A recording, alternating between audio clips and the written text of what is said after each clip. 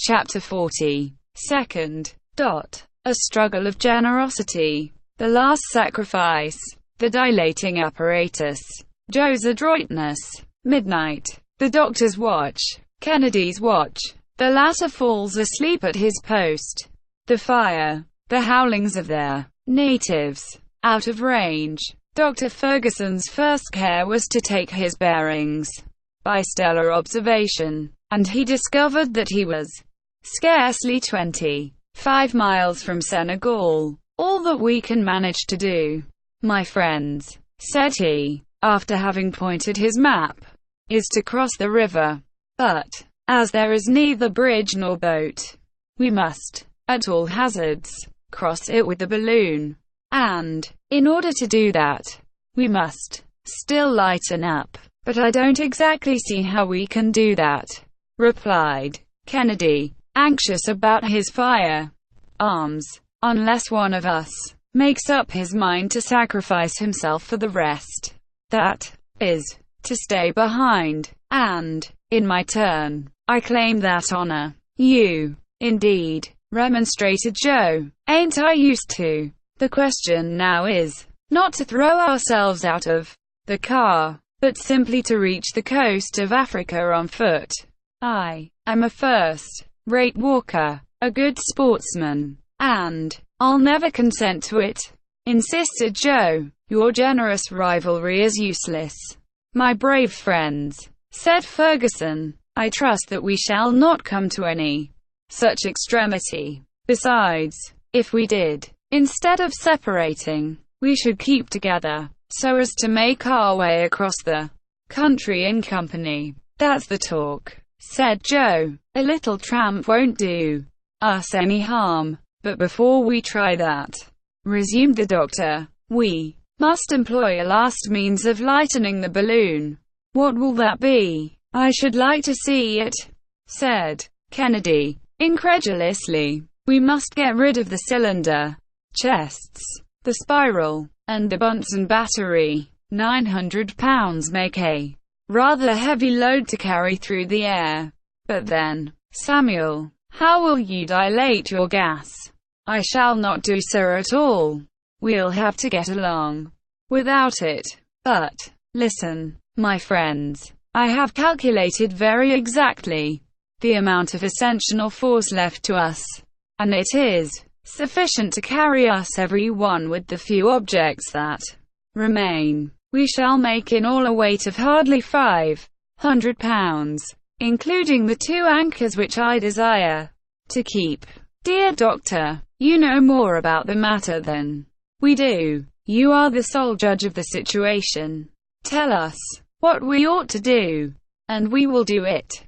I am at your orders, Master, added Joe. I repeat, my friends, that however serious the decision may appear, we must sacrifice our apparatus. Let it go, then, said Kennedy, promptly. To work, said Joe. It was no easy job. The apparatus had to be taken down piece by piece. First, they took out the mixing reservoir, then the one belonging to the cylinder, and, lastly, the tank in which the decomposition of the water was effected. The united strength of all 3 travelers was required to detach these reservoirs from the bottom of the car in which they had been so firmly secured. But Kennedy was so strong, Joe so adroit, and the doctor so ingenious, that they finally succeeded. The different pieces were thrown out, one after the other, and they disappeared below, making huge gaps in the foliage of the sycamores. The blackfellows will be mightily astonished, said Joe, at finding things like those in the woods. They'll make idols of them. The next thing to be looked after was the displacement of the pipes that were fastened in the balloon and connected with the spiral. Joe succeeded in cutting the caoutchouc jointings above the car, but when he came to the pipes he found it more difficult to disengage them, because they were held by the upper extremity and fastened by wires to the very circlet of the valve. Then it was that Joe showed wonderful adroitness in his naked feet, so as not to scratch the covering. He succeeded by the aid of the network, and in spite of their oscillations of the balloon, in climbing to the upper extremity, and after 1,000 difficulties, in holding on with one hand to that slippery surface, while he detached the outside screws that secured the pipes in their place. These were then easily taken out and drawn away by their lower end, which was hermetically sealed by means of a strong ligature. The Victoria, relieved of this considerable weight, rose upright in the air and tugged strongly at the anchor rope. About midnight this work ended without accident, but at the cost of most severe exertion, and the trio partook of a luncheon of pemmican and cold punch, as the doctor had no more fire to place at Joe's disposal. Besides, the latter and Kennedy were dropping off their feet with fatigue. "Lie down, my friends, and get some rest," said the doctor. "I'll take the first watch. At 2 o'clock I'll waken Kennedy. At 4, Kennedy will waken Joe. And at 6 we'll start. And may heaven have us in its keeping for this last day of the trip." Without waiting to be coaxed, the doctor's two companions stretched themselves at the bottom of the car and dropped into profound slumber on the instant. The night was calm. A few clouds broke against their last quarter of the moon, whose uncertain rays scarcely pierced the darkness. Ferguson, resting his elbows on the rim of the car, gazed attentively around him. He watched with close attention the dark screen of foliage that spread beneath him, hiding the ground from his view. The least noise aroused his suspicions, and he questioned even the slightest rustling of the leaves. He was in that mood which solitude makes more keenly felt, and during which vague terrors mount to the brain at the close of such a journey. After having surmounted so many obstacles, and at the moment of touching the goal, one's fears are more vivid, one's emotions keener. The point of arrival seems to fly farther from our gaze. Moreover, the present situation had nothing very consolatory about it. They were in the midst of a barbarous country, and dependent upon a vehicle that might fail them at any moment.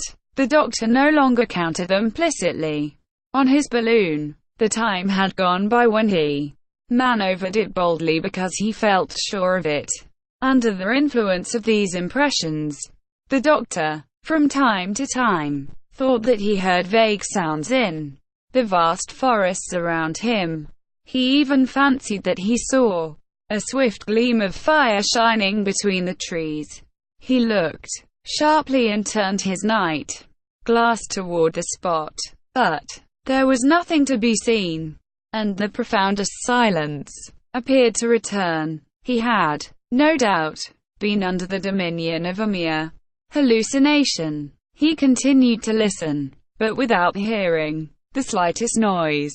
When his watch had expired, he woke Kennedy, and, enjoining upon him to observe their extremest vigilance, took his place beside Joe, and fell sound asleep. Kennedy, while still rubbing his eyes, which he could scarcely keep open, calmly lit his pipe. He then ensconced himself in a corner, and began to smoke vigorously by way of keeping awake. The most absolute silence reigned around him. A light wind shook the tree tops and gently rocked the car, inviting the hunter to taste the sleep that stole over him. In spite of himself, he strove hard to resist it, and repeatedly opened his eyes to plunge into the outer darkness, one of those looks that see nothing. But at last, yielding to fatigue, he sank back and slumbered.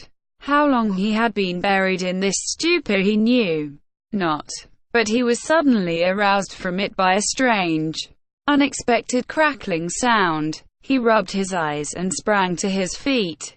An intense glare half blinded him and heated his cheek. The forest was in flames. Fire! Fire! He shouted, scarcely comprehending what had happened. His two companions started up in alarm. "What's the matter?" was the doctor's immediate exclamation. "Fire," said Joe. But who could? At this moment loud yells were heard under the foliage, which was now illuminated as brightly as the day. "Ah, the savages!" cried Joe again. "They have set fire to the forest so as to be the more certain of burning us up. The Talubas, Al Haji's marabouts, no doubt," said the doctor. A circle of fire hemmed the Victoria in.